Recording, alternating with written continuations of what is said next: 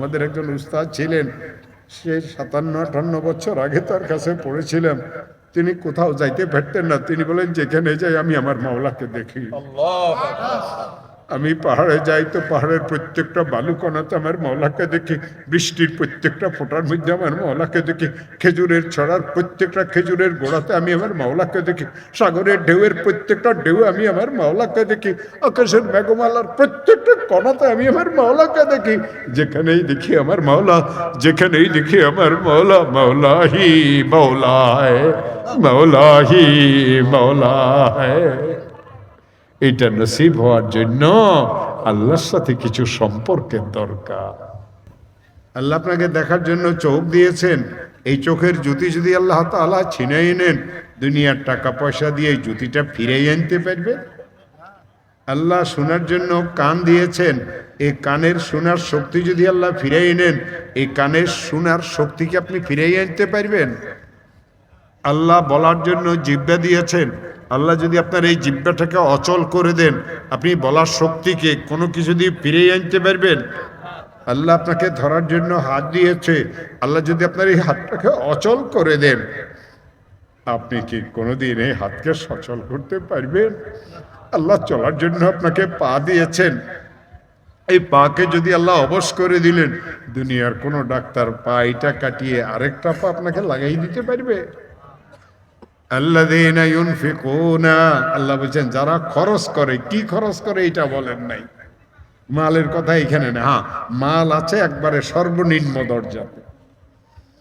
আল্লাযীনা ইউনফিকুনা ফিস সাররা, খুশির অবস্থাতেও আল্লাহর রাস্তাতে খরচ করে, দুঃখের অবস্থাতেও আল্লাহর রাস্তাতে খরচ করে।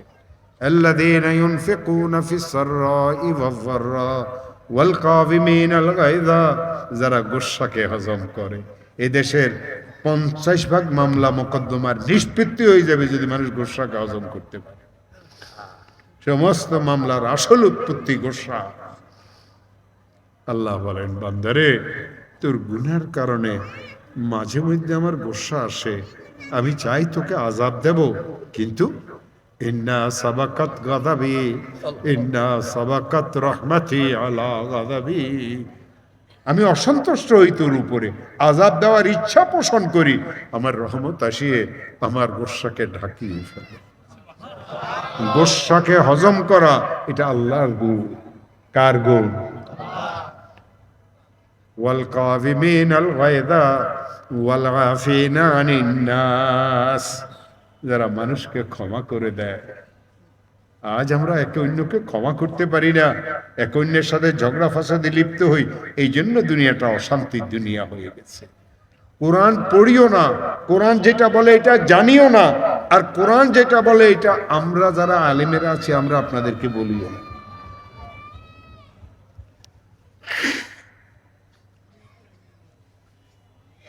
আল্লাযীনা ইউনফিকুনা ফিস সাররাই ওয়াজ যাররা ওয়াল কাযিমিনাল গায়যা ওয়াল আফিনা আনিন নাস ওয়াল্লাহু ইউহিব্বুল মুহসিনিন, আল্লাহ দয়াকারীদেরকে ভালোবাসেন। আপনি একজনকে মাফ করিয়ে দিলেন, কিয়ামতের ময়দানে আল্লাহ বললেন, বান্দা তুই বান্দা হয়ে তোর ভাইকে মাফ করছ, আমি আল্লাহ তো বেশি হকদার, তোকে মাফ করিয়ে দেব। তুই তোর ভাইকে মাফ করছ, আমি তোকে মাফ করিয়ে দেব। তবে কেন আমরা একে অন্যকে মাফ করতে পারি না ভাইয়েরা? আল্লাযীনা ইউনফিকুনা ফিস সাররাই ওয়াজ যাররা ওয়াল কাযিমিনাল গায়যা ওয়াল আফিনা আনিন নাস ওয়াল্লাহু ইউহিব্বুল মুহসিনিন। আল্লাহ তাআলা যারা ইহসানকারী তাদেরকে ভালোবাসেন। ইহসান অর্থ আল্লাহর রাসূল বলেছেন, লম্বা হাদিস বলার শক্তি নেই। রাসূল করিম সাল্লাল্লাহু আলাইহি ওয়াসাল্লামের কাছে একবার হযরতে জিবরিল আমিন মানুষের সুরত ধরিয়ে মসজিদে নববীতে আসছিলেন, হাঁটুকে রসুলের হাঁটুর সাথে লাগাই দিয়েছিলেন, দুই হাতকে রসুলের রান মুবারকের উপর অথবা নিজের রানের উপরে, যেভাবে একজন গরিব ছাত্র যেভাবে উস্তাদের সামনে বসে আদবের সাথে বসিয়ে কিছু প্রশ্ন করেছিলেন। মাল ঈমানু ইয়া রাসূলুল্লাহ ওয়া মাল ইসলামু ইয়া রাসূলুল্লাহ ওয়া মাতা তাকুমুস সাআতু ওয়া মাল ইহসানু ইয়া রাসূলুল্লাহ। হে আল্লাহ রসুল ইমান কাকে বলে, হে আল্লাহ রসুল ইসলাম কাকে বলে, হে আল্লাহ রসুল ইহসান কাকে বলে, ওয়া মাতা তাকুমুস সাআতু ইয়া রাসূলুল্লাহ, হে আল্লাহ রসুল কিয়ামত কখন কায়েম হবে। রসুল ইমানের কথাও বললেন, ইসলামের কথাও বললেন, ইহসানের কথা জিজ্ঞাসা করলেন যখন, রসুল কি বললেন জানেন? আনতা আবুদাল্লাহ কাআন্নাকা তারা, ও আমার ও আমার উম্মত, আল্লাহর ইবাদত এই অবস্থাতে করো যেন তুমি এই চামড়ার চোখে আল্লাহকে দেখতেছো। এই তাসাউর, এই ফিকির নিজের মধ্যে ঢুকাও, আল্লাহকে তুমি দেখতেছো। আমাদের একজন উস্তাদ ছিলেন, সে 57-58 বছর আগে তার কাছে পড়েছিলাম, তিনি কোথাও যাইতে পারতেন না, তিনি বলেন যেখানে যাই আমি আমার মাওলাকে দেখি। আমি পাহাড়ে যাই তো পাহাড়ের প্রত্যেকটা বালুকণাতে আমার মাওলাকে দেখি, বৃষ্টির প্রত্যেকটা ফোঁটার মধ্যে আমার মাওলাকে দেখি, খেজুরের ছড়ার প্রত্যেকটা খেজুরের গোড়াতে আমি আমার মাওলাকে দেখি, সাগরের ঢেউয়ের প্রত্যেকটা ঢেউ আমি আমার মাওলাকে দেখি, আকাশের মেঘমালার প্রত্যেকটা কণাতে আমি আমার মাওলাকে দেখি। যেখানেই দেখি আমার মাওলা, যেখানেই দেখি আমার মাওলা, মাওলাহি মাওলায়, মাওলাহি মাওলায়। এটা নসিব হওয়ার জন্য আল্লাহর সাথে কিছু সম্পর্কের দরকার। আনতা আবুদাল্লাহ কান্নাকা তারা, বুখারী শরীফের প্রথম পৃষ্ঠার হাদিস। আনতা আবুদাল্লাহ কান্নাকা তারা। আর যদি তোমার মনের এই অবস্থা না হয় তো এই কথা নিজেকে বুঝাই দাও, সর্ব অবস্থাতে আল্লাহ তোমাকে দেখতেছেন, তাহলে গুনাহ থেকে বাঁচতে পারবে। আমার আল্লাহ বলেন এই জান্নাত তো আমি মুত্তাকিনদের জন্য তৈরি করেছি। আমার আল্লাহ বলেন এই জান্নাত পাওয়ার একটাই মাত্র রাস্তা, আমার হুকুম মতো চলবে, আমার রাসূলের তরিকা মতো চলবে।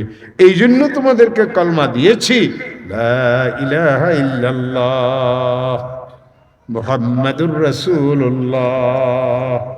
এই লা ইলাহা ইল্লাল্লাহর সমস্ত সংজ্ঞা মানে আল্লাহর কোরআন, মুহাম্মাদুর রাসূলুল্লাহর সমস্ত সংজ্ঞা মানে আল্লাহ রাসূলের হাদিস।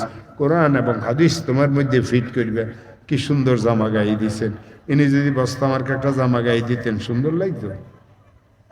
এটা লিবাসুত তাকওয়া, লিবাসুত তাকওয়া, সত্য কথা বলা তাকওয়ার লেবাস, মিথ্যা থেকে বাঁচিয়ে থাকা তাকওয়ার লেবাস, আল্লাহর জিকির করা তাকওয়ার লেবাস, আল্লাহর জিকির থেকে বিরত থাকা এটা তাকওয়ার লেবাস না। ওয়ালিবাসুত তাকওয়া, ওয়ালিবাসুত তাকওয়া। আপনি আমি আমার আপনার এই জামাটাকে পরিষ্কার পরিচ্ছন্ন রাখতে যতটুকু চেষ্টা করি, এই ভিতরে যে একটা আছে কাল, এইটাকে কি পরিষ্কার পরিচ্ছন্ন রাখার জন্য এতটুকু চেষ্টা করি। এই জন্য আমার প্রিয় ভাইয়েরা, আসলে আপনাদেরকে কষ্ট দেওয়ার জন্যই আসছি। এখন আর জুবান চলে না, ডায়াবেটিস অনেক বেশি, 2বার ইনসুলিনও নিতে হয়, লিভারও ঠিক মতো কাজ করে না, কিডনি একটাও ঠিক মতো কাজ করে না, বয়সও অনেক হয়ে গেছে। আলহামদুলিল্লাহ এখনো পড়াইতেও পারি, বয়ানও করতে পারি। এমন একটা দিন নেই যেদিন মাহফিল থাকে না। রাত্রে না থাকলে দিনে থাকে, দিনে না থাকলে রাত্রে থাকে। সারা বাংলাদেশে আমাকে যাওয়া লাগে, কিন্তু আপনাদের এখানে তো আমার খুব কাছের, আপনারা আমার খুব আপন, কিন্তু আমার শরীর একদম অচল হয়ে গেছে। এই জন্য আমি এখন আপনাদের থেকে বিদায় নেব। আপনাদের কাছে শুধু একটা কথাই আমার থাকবে, ভাইয়েরা মুত্তাকি হওয়ার চেষ্টা করবেন, আল্লাহ ওয়ালা হওয়ার চেষ্টা করবেন, নিজেরা মুসলমানদের সাথে মিলিয়ে মিশিয়ে থাকতে চেষ্টা করবেন।